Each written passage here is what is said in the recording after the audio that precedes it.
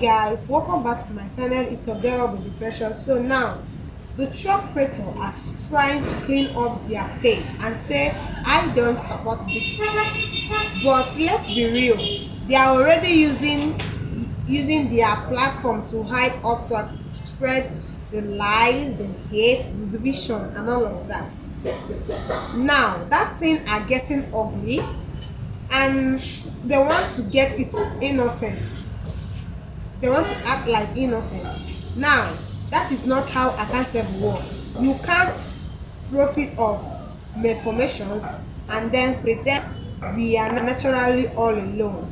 This is what happens when social media become a tool for manipulation instead of the truth.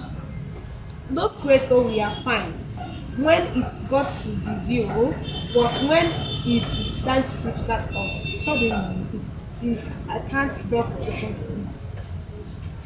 So guys, I will keep people updated. Don't forget, it's a baby girl version. Help to push this channel. Man, you know how many people are going through a reckoning in regards to the election and how they were supporting Donald Trump, and now people are trying to backtrack. So first you had the first wave of people disappearing and denying it, like the Jill Wade, Jill Stein, Cornel West, all those clowns, right? They went away. They slinked away just like that groundhog Jill Stein. They just like disappeared.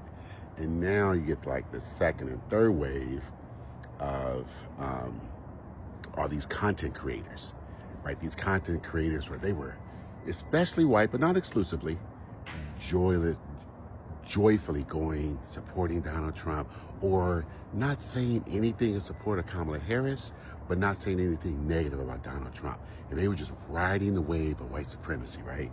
And now that all this stuff is coming out, the brands, and their own little brands, they don't want to be associated with the mess, even though they contributed to it in their own way. And so now you see them scrubbing their pages, or they're saying they're against something, or even like that country singer guy, he put out a little song, "This is not right," and he was supporting Donald Trump. And then you got all these people saying, well, I didn't really vote for this.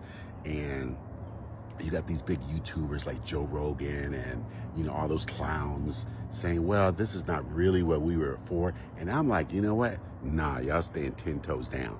This is your man. This is what y'all wanted. This is what y'all voted for. Y'all need to be like those MAGA lunatics who are out there saying, this is exactly what we wanted. We want all this trouble and all these problems, even though they're as broke as dirt. They can't afford food. They can't afford gas and energy. The jobs are on hold, or they got laid off. If they're farmers, they can't sell soybeans because Argentina punked your president and China's over there laughing. It doesn't matter, because you know what? If you associated your brand, you put all your little things in a bucket for Donald Trump, and now you looking like the jackass that you are, ain't no coming back from that. Ain't no coming back from that. So I would like to say to all, because look, I'm old. I'm 61. Like, these content creators don't matter to me. Like, whatever they're hawking and selling, none of that matters to me. But if you are in that age span where that stuff is important to you, and now you get a really good look at idol worship, right? For lack of a better term, putting your thing, your energy, your support, your money, your views, your clicks, your likes, your shares into all that kind of crap. And now you see who these people, who they really are. Let that be a lesson to you. Like, let that be a lesson to you. Do not do that. And you know what? If it were me, I wouldn't even follow these clowns, because they're going to turn it, they're going to flip with the wind the next election. You better believe it. So let them go now, and you'll be better off for it. So I am guardedly optimistic this morning, and the reason is because Curtis Yarvin is scared. While he holds no institutional power, Yarvin is still the principal architect behind the ideological movement that's driving Trump and J.D. Vance and Peter Thiel and all of those people, and he is currently so sure that that movement is failing, that it is not succeeding in its goals, that he believes when it falls, he is going to have to flee the country for his own safety. I am not saying the cavalry is coming.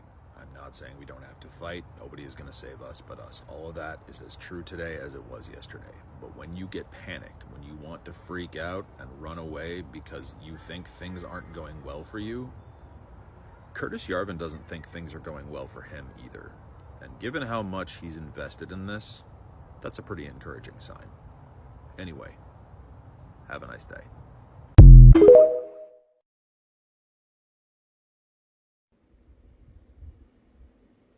Does that say what I think it says?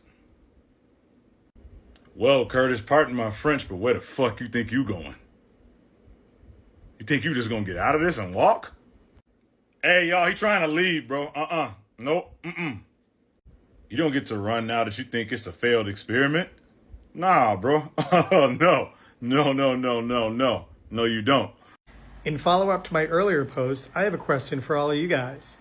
Who do you think is going to leave the Trump administration first? Or as I like to call them, the Trump regime. Before I tell you who I think is, it should also be of note that word is Curtis Yarvin, who's one of the architects behind everything that's going on with this administration, this regime, all the bad actors. Curtis Yarvin is expressing lately that he thinks they're blowing it. He thinks the whole plan, they didn't think it out right and it's going to fail. And word is he wants to leave. He wants to leave the country because he doesn't feel so safe. You know, there's Peter Thiel and all these other people that, you know, are in the background and don't want you to know who they are. But Curtis Yarvin, he was the guy they were all relying on early on and said he's the one with the great master plan. And apparently he doesn't have much confidence lately. And as I said earlier, I think Trump is a wannabe dictator and it ain't going to work out for him. And I think the administration is going to start falling apart. And I think one of the first people to go is going to be Marco Rubio. They're going to come up with some excuse. He is going to come up with an excuse. But I think he's going to be the first to leave. Because I think the others are wretched people. I think Pam Bondi is a creature. They have no soul. Stephen Miller, all these people, they'll all hang around.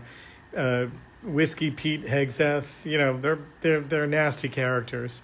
They'll get theirs later on down the road when a new administration takes over and charges are brought against all of them. But yeah, I think that I'm putting my money on the first one to leave this administration is going to be Marco Rubio. Who do you think? Please like and share this video. It's very important. Get it around. Spread the word. Let people know what's going on here with people like Yarvin and others. I appreciate it. Comment. Give me your opinions. But definitely let me know who you think is going to leave the administration first. Oops. Guess who got caught passing notes? Marco Rubio to Donald Trump. I wonder if they like each other. Donald Trump gave an urgent note from Marco Rubio and zoomed in. View exposes truth about Trump's social media. And here's a closer look. It says, very close. We need you to approve a Truth Social post soon so you can announce deal first. And shortly after, I'm very proud to announce that Israel and Hamas have both signed off on the first... Actually, I'm not even going to do his voice because he didn't post this or write it. For that matter, which this is the best indicator we've had that this guy is in decline because during his first term, he did not let anyone touch his social media. And then all of a sudden, as he's been in decline, we're getting posts that are kind of halfway sensible. And now I think we know why. Because other people are writing it and having to post it for him, and he just approves it. But I like that he's claiming that he played some part in this, and even the New York Times said he played some part of this. But I call into question how big an influence he was on this whole deal. Because he's claimed before that he had a lot to do with a lot of things, like this thing that they put out. President Trump ended 7 wars in just 7 months. Cambodia and Thailand, Kosovo and Serbia, DRC and Rwanda, etc., right? Only here's the thing. Cambodia and Thailand, they weren't at war. Kosovo and Serbia, they weren't at war. DRC and Rwanda, president of DRC confirms the war isn't over. Pakistan and India, Prime Minister of India says Trump had nothing to do with the temporary ceasefire. Israel and Iran, Trump supported Israel attacking Iran, launched his own airstrike. Egypt and Ethiopia, they weren't at war. And finally, Armenia and I'm going to blow that. This is the Prince of Azerbaijan kind of situation. Administration brokered a joint peace pledge. No final treaty signed. I ended all the wars, even the ones that didn't exist. What's that? Donald Trump taking credit for things he didn't actually have anything to do with? That's weird. He's never done... Oh, wait a minute. Yeah. That's something he does all of the time. So I was just alerted that Curtis Yarvin wants to flee the United States. And in case you don't know who Curtis Yarvin is, he is a fucking wackadoodle blogger who wants to create his own government that is completely like police state dictators. In fact, he said this once. If Americans want to change their government, they're going to have to get over their dictatorphobia. He's besties with Peter Thiel and is quite possibly the inspiration behind the whole Palantir thing for the police state thing.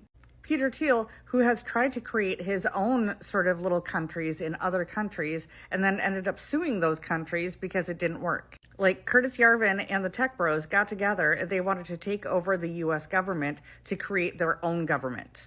Oh, and JD Vance is also a huge follower of Curtis Yarvin, and that's the whole reason that he is the vice president today.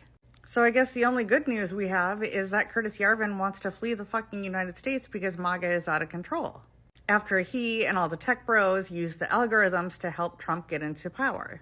And Curtis Yarvin, just a few hours ago, wrote on his Substack that he was thinking about fleeing. But apparently he can't even commit to that because he actually erased that whole section. We're not even a year into them trying to take over the government, and it's already super fucking bad for us. So he's trying to flee? It must be really fucking bad.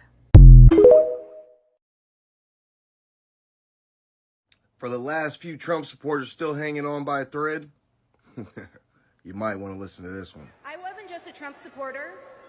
I was a true believer. I was one of his closest advisors. The Trump family became my family. I saw him when the cameras were off. Behind closed doors, Trump mocks his supporters. He calls them basement dwellers. On a hospital visit one time when people were dying in the ICU, he was mad that the cameras were not watching him. He has no empathy, no morals, and no fidelity to the truth. He used to tell me, "It doesn't matter what you say, Stephanie. Say it enough and people will believe you." But it does matter. On January 6th, I asked Melania if we could at least tweet that while peaceful protest is the right of every American, there's no place for lawlessness or violence. She replied with one word: no. I became the first senior staffer to resign that day. I couldn't be part of the insanity any longer. Hey, if this doesn't wake people up, then you know what? I don't know what will. He is not laughing with you, Trump supporters. He's laughing at you. So they want to pretend like they were never the part of it. So sorry, but it can't just delete the post and wash away the damage. If you help push Trump message, you can't build the problem. We need content creators who stand for truth, not for laughs. But to be honest, be real. Don't try to rewrite history now. It is that offending anymore, okay? So guys, if you found my video useful, don't forget to like, share this video, tell me your thoughts in my comment section, and don't forget to subscribe. Keep pushing to help this channel. It's your baby girl.